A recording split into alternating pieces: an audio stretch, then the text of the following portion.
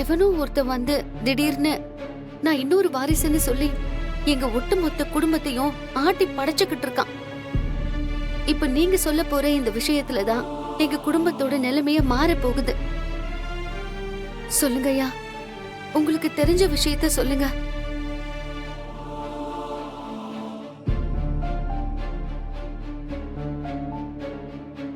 தப்பா எடுத்துக்காதீங்கம்மா, என்னால அந்த ரகசியத்தை சொல்ல முடியாது.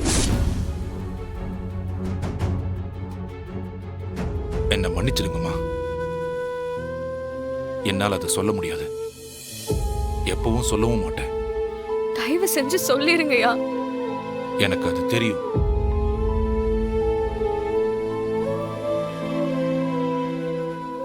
ஆனா அதை நான் சொல்ல மாட்டேம்மா. எதுவா இருந்தாலும் நீங்க போய் ரகுராமையா கிட்டே கேளுங்க.